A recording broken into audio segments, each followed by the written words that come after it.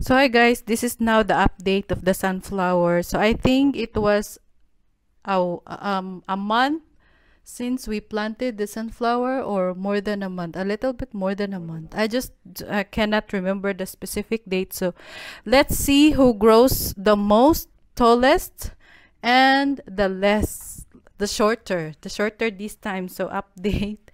So as you can see, so yeah, this is now the flower, guys.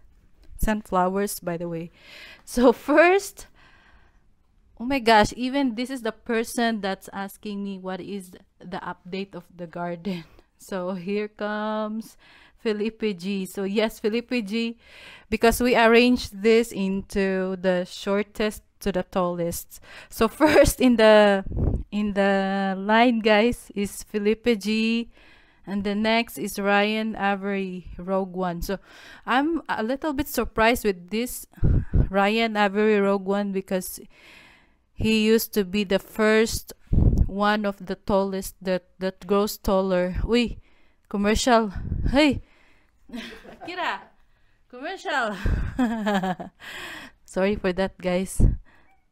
Somebody wants to be a model. And then next, the third one is Matipid Lolo. It's also growing good.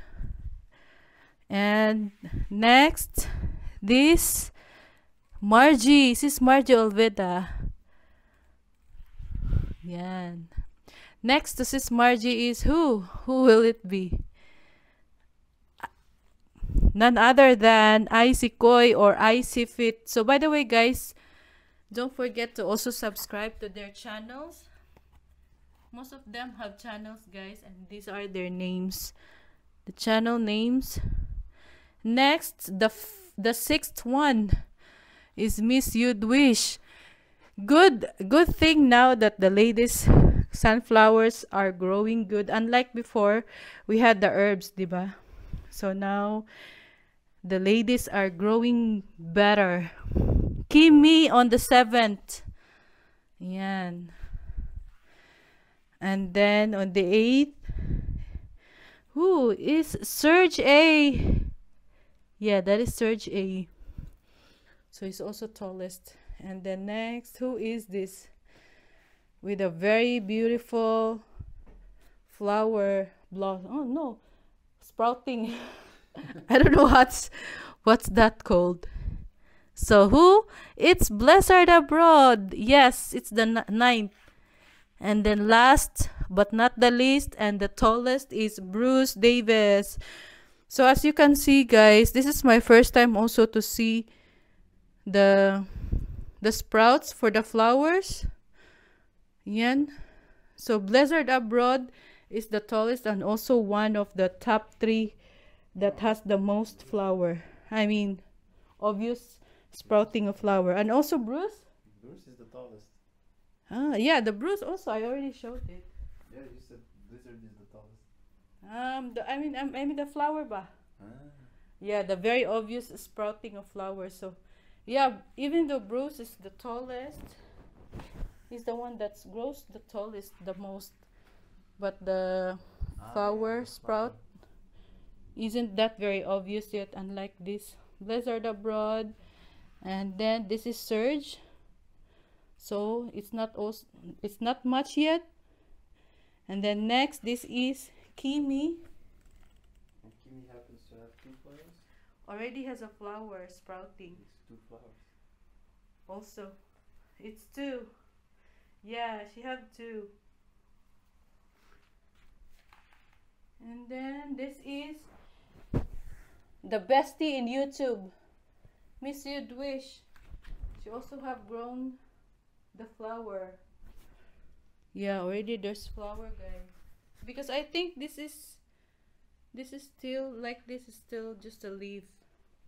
And this is Icy Fit. So yeah, and then I think this is already the flower. Not sure. Yep. Matipid Lolo. It is.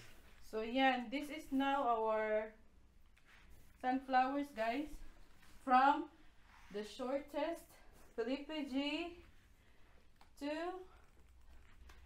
the tallest. The strongest and the sturdiest, really. Bruce Davis. So remember, guys, update.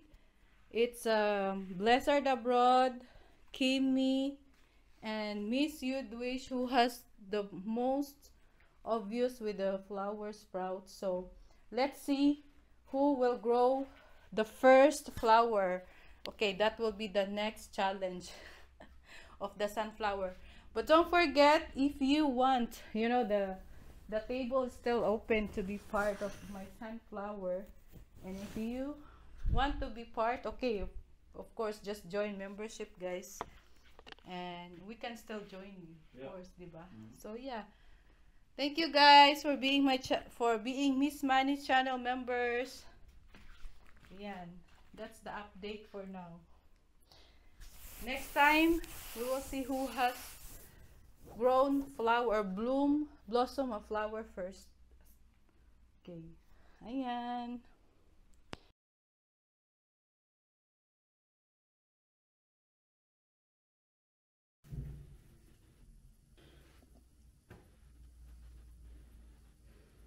You have to wait the full 3 minutes.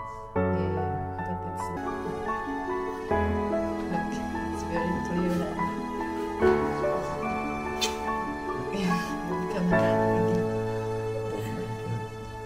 It's very clear. Begin. First we go sign up. So we're already finished, guys. It's less than an hour. So we had our first ultrasound. I think that was called TVS. So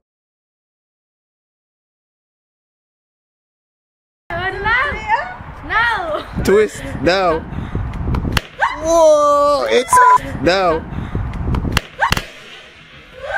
Whoa! It's a boy. hello everyone. Fortunately, it's very sunny, so perfect for the mood, perfect for the weather. Everything is vibrant, colorful. Outside it's very green. Trees are now growing a lot of leaves. Coming 3 more days it will be more warmer, which is I'm very happy because that is perfectly the kind of vibe, mood that I really love or enjoy. And especially that we are now in my 32. Good news because the doctor said I'm doing very good. I'm on the average. So sugar wise, it's good. So, and now guys, I will show you what are the things or stuffs since we are now in 32 weeks. So we should have done it early, but you know, we're already on our third trimester. So everything should be prepared because hindi natin alam kailan tayo puputok. So although I have here my bag, this is actually my maternity bag, guys, hospital bag. So but inside are not really the final stuffs that I'm gonna be bringing. Of course, I have to sort it out. Isusort ko pa ito ang mga andito, but I will show you the very cute kids stuffs, kids clothings, guys, baby clothings to be specific. So ayan, I need to magmadali, guys, kasi may live stream ako mamaya. So for those who don't know pala, guys, I'm also doing live stream every Friday 7 p.m. in Philippines time. So ayan, so these are the jackets and hoodies that my mother-in-law has gave me. Yeah, she gave me this, and I'm gonna show you. This is very cute jacket. So this is perfect, especially here sa Belgium, guys. We need talaga jacket and hoodies. Ayan, very cute, cutesy. So as you all know, guys, my first child is a girl. So now we have a boy. Ayan. So ayan, nasa channel members ko, especially my channel members, they are the one who are the very first people to know of my current situation, my pregnancy stuffs and all. So thank you so much to my channel members for being there. And this another onesie, very cute onesie with a fox on design. So ayan, another gray onesie. Very cute, diba? So I'm very excited, guys, because imagine it's been 10 years already. I think 11 years even that I had my very first baby, and it feels like I'm started to zero. I'm starting to zero na. And another cute blue onesie. So thank you so much for my mother-in-law for giving me this stuff that our little dude will be wearing in the future. So yeah, wish me luck, guys. So ayan, we will be puputok na. We will be exploding in the next few weeks kasi nga. So shout out to Shuffle. From my previous vlog, he asked me what are my adjustment, how did I adjust to the new, or how did I able to cope up with the new, you know, like a separation of church kind of thing. Like the church has no power.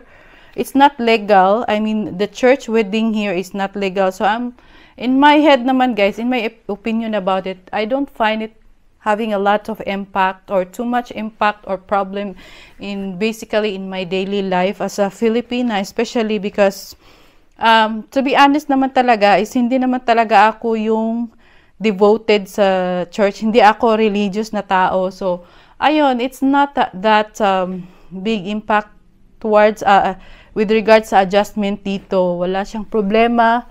Actually, mas bet ko siya kasi nga I prefer it that way because it's more straightforward, and to me it's more equal. So here kasi, guys, they are more encouraging equality. You know, being Belgium is part of the EU states, so EU member states. So ayan, they're into equality, freedom of speech, freedom of religion, blah blah blah, and separation of church and state. Ayan, big thing nila yan, especially of freedom of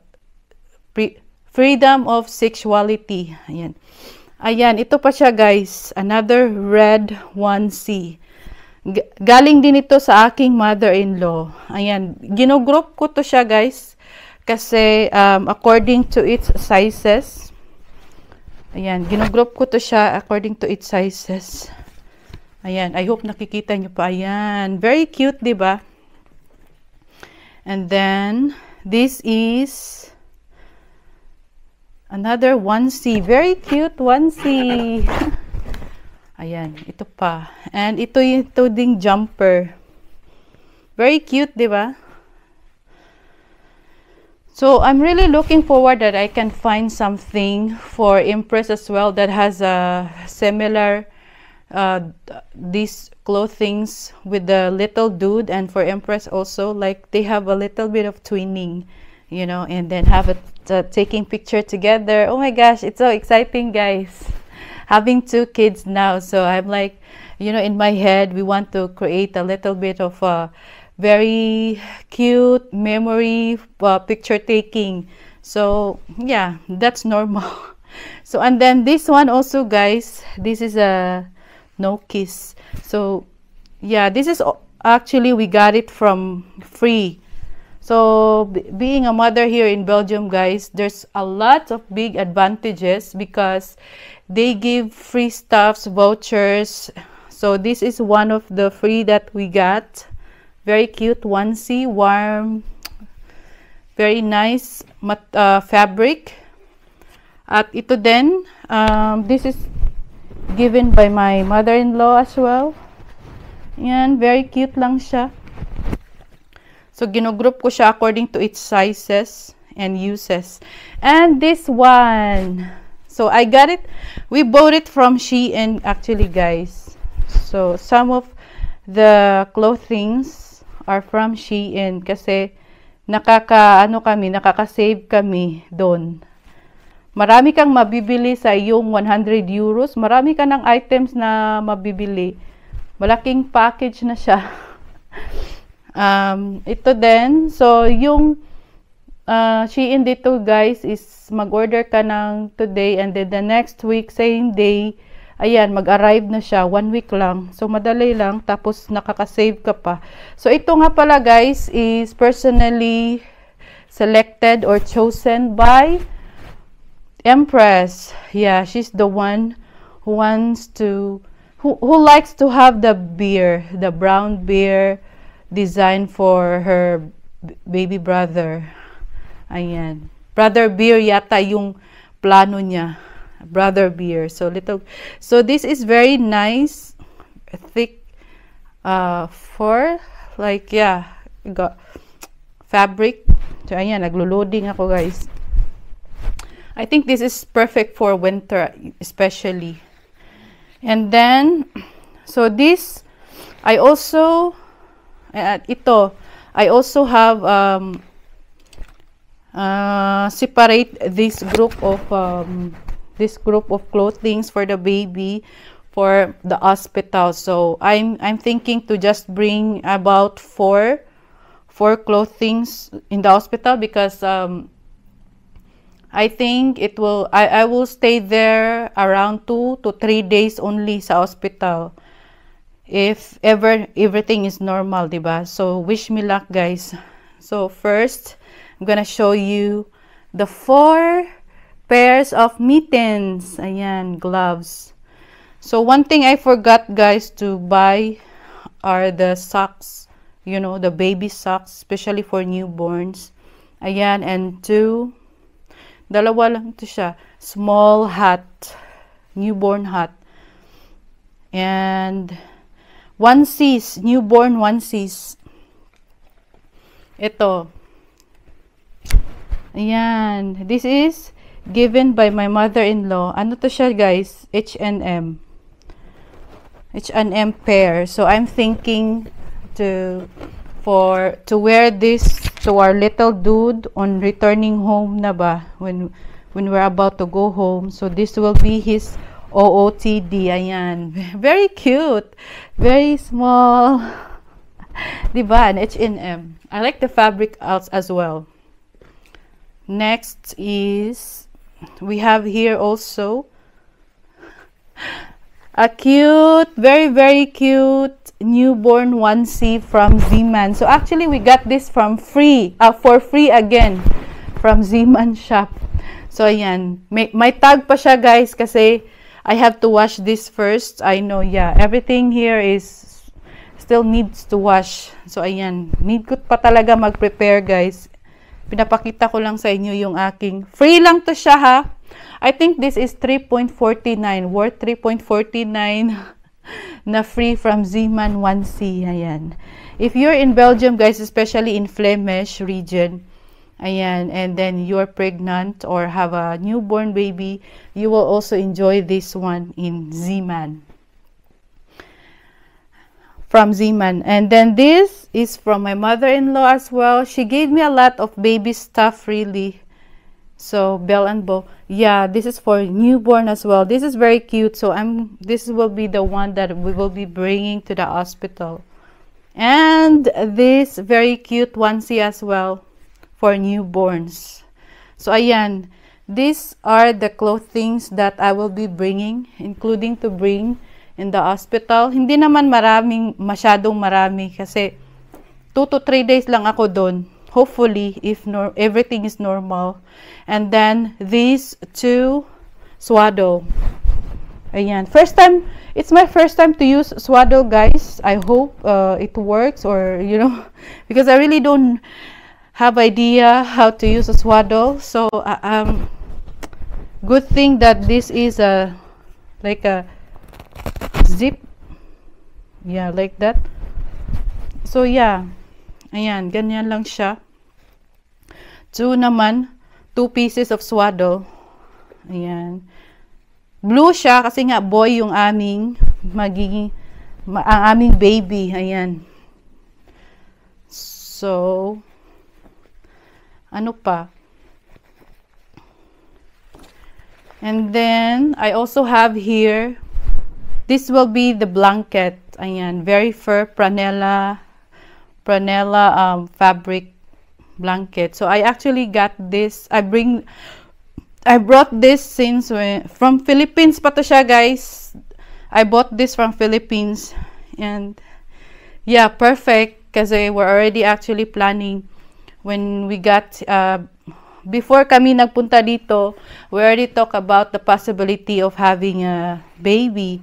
So that's why I'm bringing this stuff, and perfect timing naman. So ayan, and then this are another hat. So, and then a pair of baby ano to, pants and shirt. Ayan, I think 4 pairs ito. Ayan, pair, and ito din pair, pares din to siya. So it's good.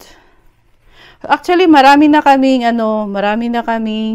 baby clothings. So ayan, wala na. And then we also have, actually I've shown this in one of my video in my channel members only, and I'm really so happy to have this Philips na brand, kasi nga it's known for its durability, quality, safety din na material na gamit ng Philips, at saka ayan. Kasi mahal kasi to siya, guys. I find this expensive. When I have Empress before, I always use the not very cheap but at least the safe type of baby bottle ba, milk bottle. So, but this time I have Philips. I'm very happy with this actually. I'm very excited. I'm like, wow. So inside this, guys, is this brush, you know, for cleaning the bottle. This is not inclusion. We bought it from Shein. So this is the pacifier sling. I just put it inside the box. Ayan. Baby beard din to siya. Again, Empress personally choose this design for her baby brother. Ayan. Everything, when it's baby beard, when it's brown beard design, it's Empress chosen it. So, and then a pacifier. This is inclusion with the set of these Philips Avent na baby bottle feed milk bottles, whatever. So inside, aside from the brush and this pacifier, inside this is also 4 pieces of baby bottles. So the two are like 260 ml. 260 ml na siya, guys. Ayan, same sizes but different designs. I don't know what's this for. Let me know in the comment section. Ayan. And then one is just plain. And then same thing with the other 2 bottles, small bottles. This is for the newborn as well. So ayan, same thing. So 4 pieces na nito, guys, inside, and a pacifier. Tapos meron ding brush. O diba? So actually, guys, I also already have my, because it needs to, aside from baby's stuff, I have to also bring my hospital dress, hospital clothings, and returning home clothings. I already have the list. I also have those already, but what we're needing now are the toiletries, you know, like toothbrush, toothpaste, other baby bath, and also my my toiletries as well, my shower stuffs as well. So meron na din kami ditong diaper, newborn diaper. Ayan, bumili kami ng 48 from Crudvat. Because yung Pampers na brand, guys, ang mahal. Imagine nyo, this is, I think, 10 euros. 48 pieces na siya. Yung yung Pampers, guys, is 20 plus 26 euros, 'di ba? More than double na yung price. At saka they just kaka. They just do kaka to this, and then we will. So that's why we don't have to be too fancy. We need to be practical. So ayan, these are the stuff. So ano ba talaga ang experience being a pregnant here in Belgium, guys?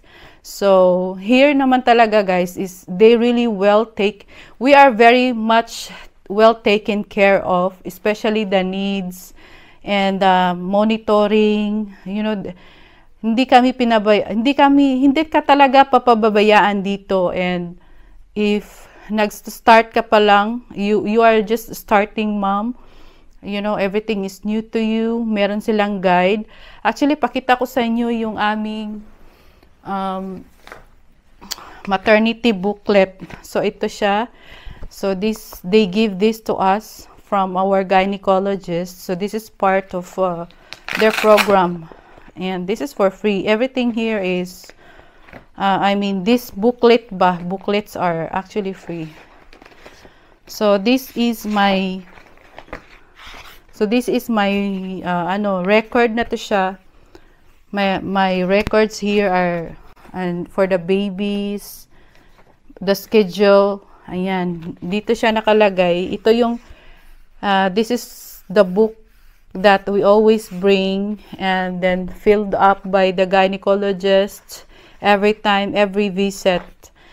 And then this booklet is the guide. So what we'll be expecting, next procedure, especially this one, step by step. Ayan, how many weeks, what we will do, what will happen, and when we'll have our sugar test, you know, NIP test, the glucose, yun.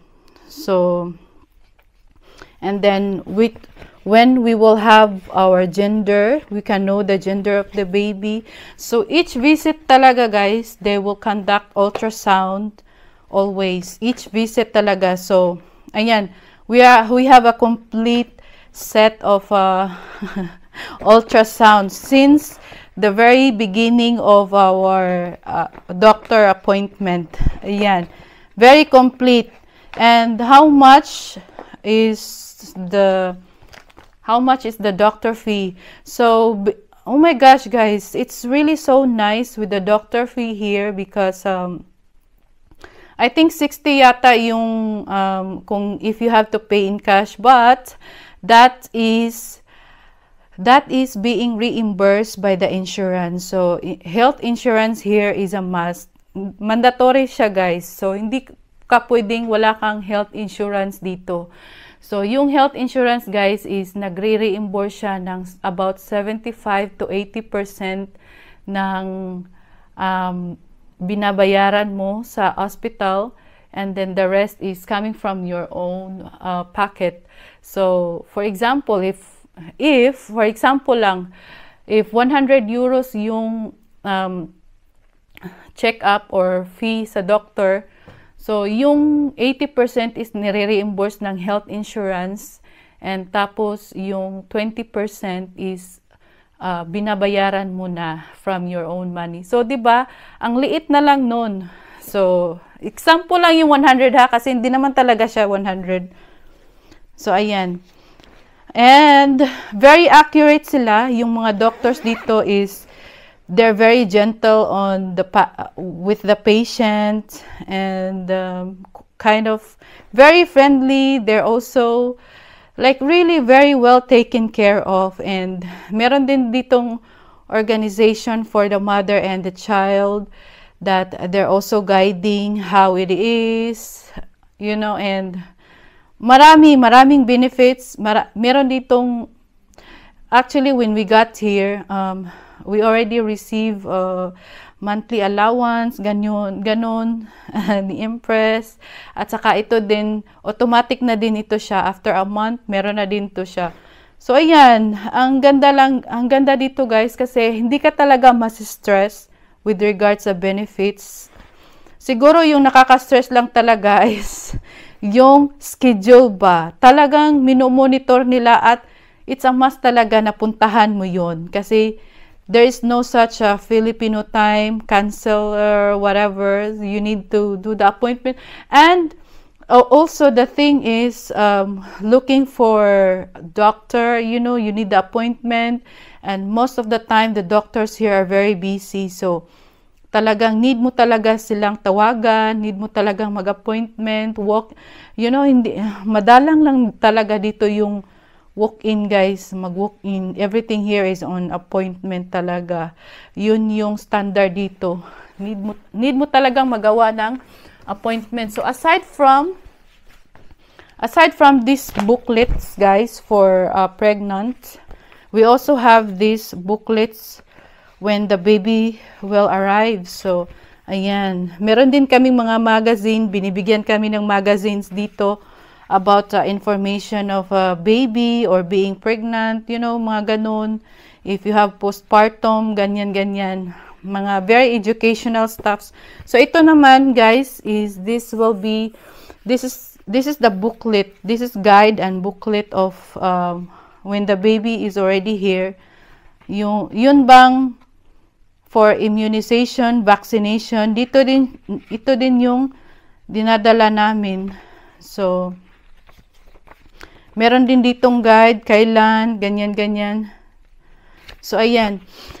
So aside from the healthcare system nila, guys, is apakaganda, apaka-convenient talaga. Aside from that, marami din ditong mga free na binibigay.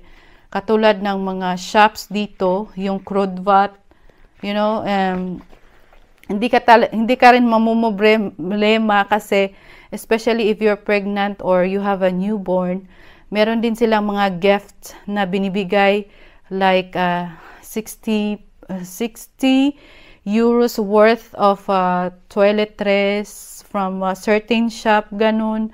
So meron talaga, guys, meron ka talagang matatanggap, hindi ka mazi-zero dito. So unlike kasi sa Philippines, guys, everything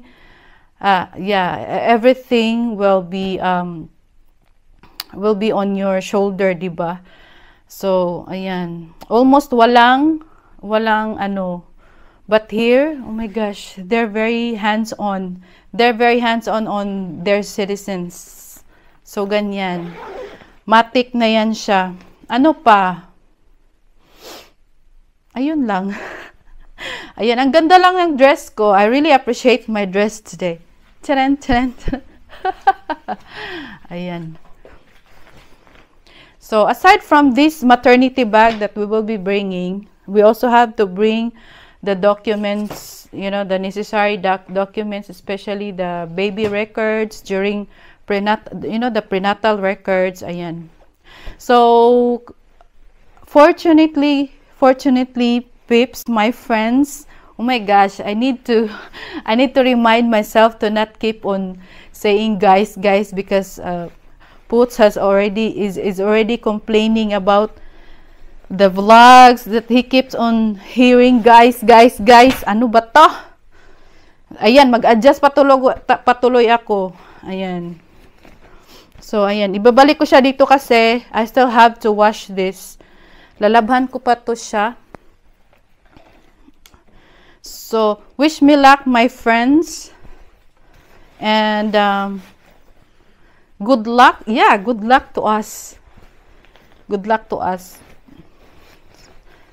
So, ano pa? Any more questions with regards? So, ayan, maraming free. Very hands-on sila with regards sa mga needs and information. Very assisting sila ba? Hindi ka talaga nila pababayaan ng government dito. Minsan nga nakakaba kasi parang namomonitor ka nila ba? Everything in your card, especially the card that I've shown you, my residency card. We have to log in it online and everything there is recorded. Everything is recorded, guys. So these are the samples of I'll show you the samples of the magazines that we receive with regards being a mother, a parent, or having a baby. Ayan, ito yung mga magazines na nare-receive, especially if you're in the Flemish region and you will be pregnant or have a baby. expect that you will also receive this. Just keep up to date. Ayan.